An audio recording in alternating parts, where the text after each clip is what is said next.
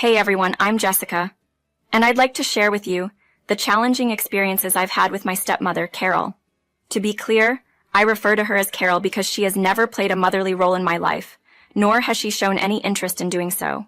From the very start, when my father, Frank, introduced us, Carol made her feelings crystal clear. She told me, in no uncertain terms and away from my dad, "Don't get any ideas about me being your mom. You're just my husband's child, and that's it. You're old enough to take care of yourself, so don't expect me to go out of my way for you." I tried to keep the peace, responding, "That's fine, Carol. I'm quite self-sufficient. I just want Dad to be happy. I promise I won't be a problem for you."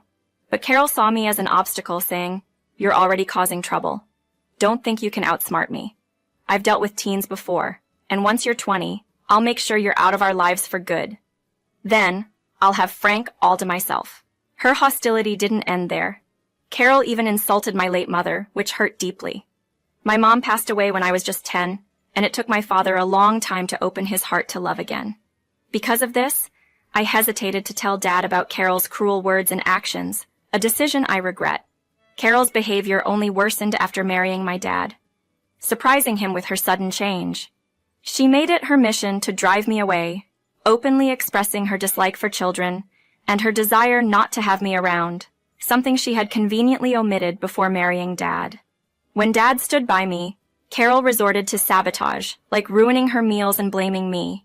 She would complain to Dad, saying, "Look at what your daughter has done. She's deliberately ruined my cooking because I won't cook for her. She'll probably poison me next." Caught in the middle, Dad would ask for my side, to which I'd honestly reply, "I have no idea what she's talking about, Dad. I'm happy to prepare my meals. I wasn't even here earlier. I grabbed takeout to eat in my room." This situation left me feeling trapped in a never-ending cycle of accusations and misunderstandings, desperately wishing for peace and unity in our family. Let me be clear, if steps aren't taken, I truly fear for my safety because of Carol's actions. For the 3 years she's been a part of my life, she's done unimaginable things, starting with petty acts like excessively salting her food to falsely accuse me. This might sound minor, but it was just the tip of the iceberg. My dad eventually believed my side of the story, thankfully, due to the overwhelming evidence I gathered over time. Carol's antics ranged from cutting off my phone service, locking me out of the house for hours, misplacing my car keys on an important exam day, to even discarding a project I spent a week completing. Despite my dad's attempts to address these issues, Carol never changed her ways, only pretending to mend her behavior temporarily before reverting to her harmful actions. After enduring a year of this, I decided to take control where I could. I got a job and began paying for my essentials, aiming to minimize Carol's involvement in my life. While my dad was saddened by this development, I reassured him it was better for me to be financially independent. Carol, who saw my dad's finances as her own, was displeased with any spending on me, pushing me to keep a low profile in hopes of avoiding her wrath. Yet she persisted in her efforts to make my life miserable, sticking to her vow to drive me out of the house and out of her life. Little did she know, fate had a twist in store for both of us. The real chaos unfolded just weeks after my 20th birthday. Carol seemed unusually cheerful, likely believing she'd soon be rid of me. But I was one step ahead, having overheard her plotting with a friend over the phone about how she planned to force me out. Prepared and informed, I was not taken aback when I found my belongings packed in my room upon returning from work. Instead of feeling defeated, I was intrigued by her move. I confronted her with a calm, curious tone. "Hey, Carol, why are my things packed? Are we going on a trip?" Her attempt to unsettle me fell flat. I was not about to let her enjoy the satisfaction of seeing me distressed. My question, laced with a hint of sarcasm, was my way of signaling that her plan was no secret to me, and that I was not as vulnerable as she had hoped. Carol smugly reminded me of her vow to evict me the moment I turned 20. "Remember I told you I'd kick you out once you're an adult? Well, the time has come for you to leave. Out of the goodness of my heart, I've even packed your belongings to make your exit smoother," she declared, thinking she was doing me a favor. "Oh, so you're trying to kick me out of my own home?" I replied, my tone calm but firm. "Oh, no, Carol, this isn't just any house. This is my house, and you have no grounds to force me out. We'll see what Frank has to say about this," I countered. Carol's smirk grew wider, betraying her confidence. She was already daydreaming about repurposing my room, but I had a surprise for her that would turn the tables entirely. With a serene demeanor, I pulled out some documents from my bag and handed them to her. Seeing her puzzled look, I couldn't help but smirk. I suggest you take a good look at these papers, Carol. It seems today's the perfect day for you to discover them, especially with your eviction plans for me. Initially confused, Carol's expression morphed into one of shock and disbelief as she read the documents. When she finally looked up, her face flushed with anger, she blurted out, "Is this an eviction notice for me? What in the world, Jessica? What do these papers mean?" "They mean, Carol, that it's you who has to leave this house within a month. That's what eviction notices usually imply," I calmly explained. Fuming, Carol retorted, "You can't serve me eviction papers. This is my home. I'm the one who decides who leaves and stays." "Carol, this has always been my home. My father was merely managing it on my behalf until I came of age. And now that I'm 20, the property legally belongs to me. I've just finished the necessary legal formalities," I clarified, watching her disbelief grow. "That's impossible.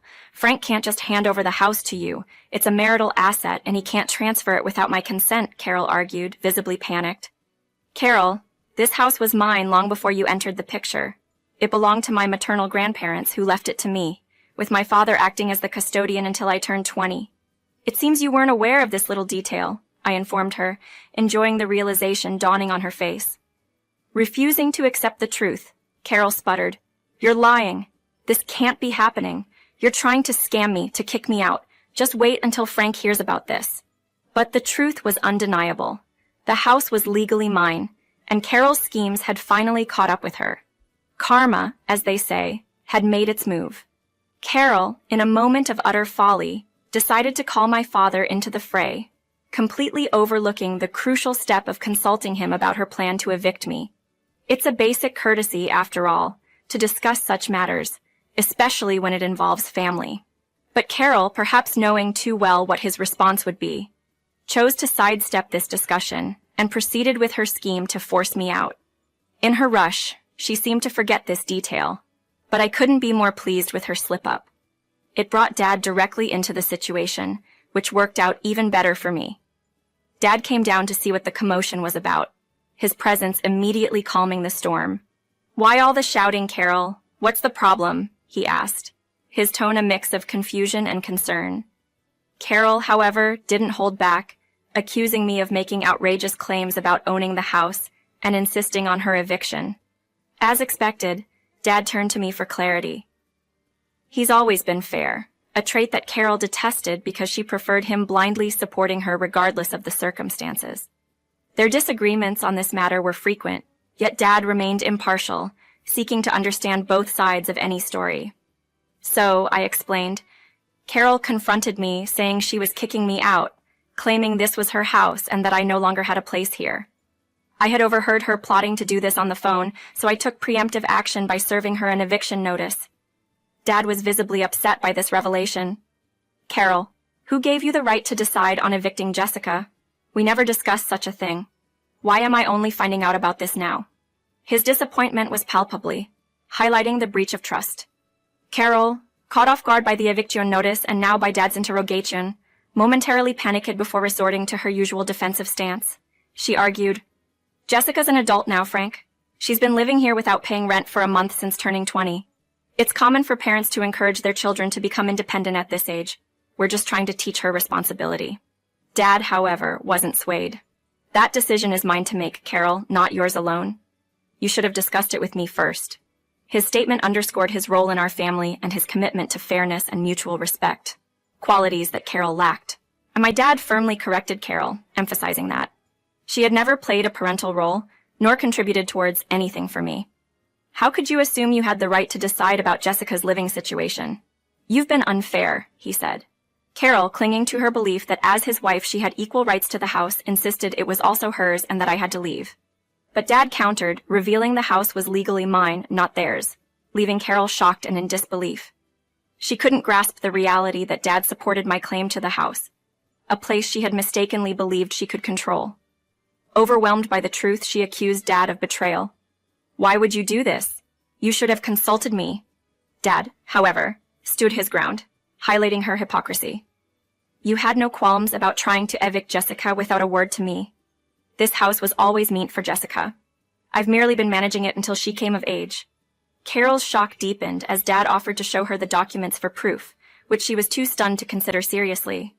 Feeling deceived, she accused, "Frank, you lied to me. This isn't fair." But Dad clarified, "I never lied. You assumed without asking. Remember our prenup? Our assets were to remain personal."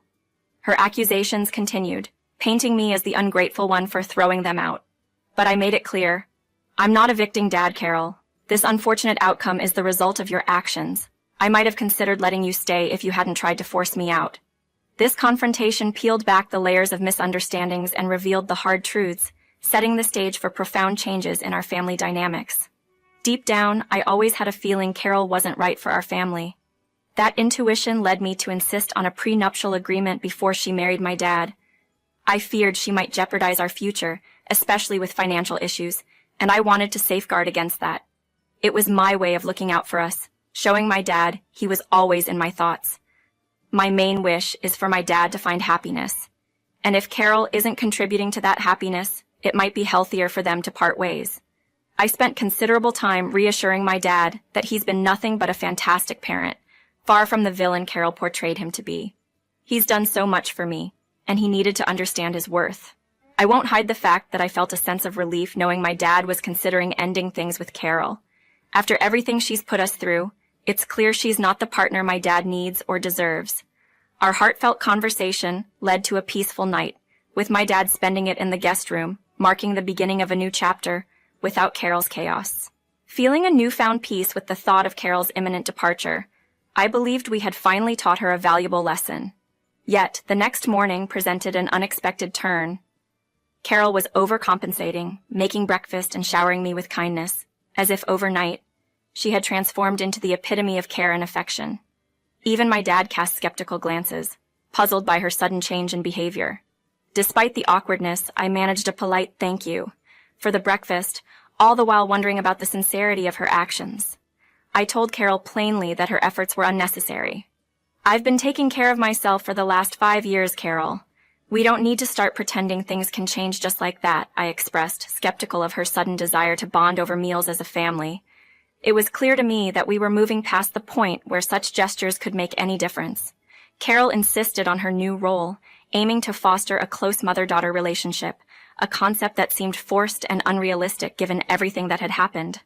Understanding Carol's motivations, I could see she was desperately trying to navigate her way out of a tight spot, having spent the night devising a strategy to salvage her position. But I, knowing her past actions too well, and my dad, barely concealing his amusement at her antics, were far from convinced. "Carol, first off, I'm 20 now. The time when I might have needed another parental figure has long passed. I'm self-sufficient. Moreover, you and the role of mother don't align. So, no, I'm not interested in whatever plan you've cooked up," I responded with finality. Carol attempted to appeal to my sense of forgiveness, suggesting her past mistreatment could be overlooked for the sake of forming a happy family, and ostensibly to strengthen her marriage with my dad. But it was evident her motivations were more about securing her place in the house than genuine familial concern. "I'm not sure what marriage you're trying to fortify, especially with the looming end of it. Attempting to stay in this house under pretenses won't work, Carol. I've made my decision," I concluded, reaffirming my stance. Her actions and intentions had made it clear. It was time for her to leave, and no last-minute change of heart could alter the course we were on. My dad had made his intentions clear. The divorce was inevitable due to the irreparable harm Carol had caused. Her last-ditch effort to play the victim fell flat, especially since the prenup she had signed left her with no financial leverage over us. Finding herself without options, Carol resorted to tears, pleading with both me and my dad for forgiveness and another chance.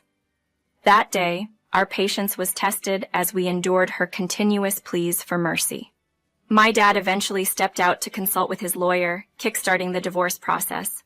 Carol was officially served the divorce papers within a week, marking the end of her bargaining. We explained to Carol that it was time for her to stand on her own 3 feet, suggesting she find employment and legal representation for the divorce. Despite her initial hope of changing our minds, her time in our home came to an end as agreed. She resisted leaving, but the threat of further legal action pushed her to finally move out, tears in her eyes, to stay with a friend alienated from her own family due to her actions. With Carol's departure, a sense of peace returned to our home. transforming it back into the warm and welcoming place it once was. Over 3 years have passed since then. I'm now in college, close enough to home to maintain a close bond with my dad, who has since finalized the divorce. He's ventured back into the dating scene, not to remarry, but simply to enjoy the company of others. Carol, on the other hand, has faced her own set of challenges. Last I knew, she was living in a shared apartment, struggling to make ends meet in a minimum wage job due to her limited skills. On a rare occasion, I saw her from a distance at a grocery store, visibly aged and worn by her circumstances. It seemed karma had indeed caught up with her, serving as a harsh lesson on the repercussions of her actions and decisions.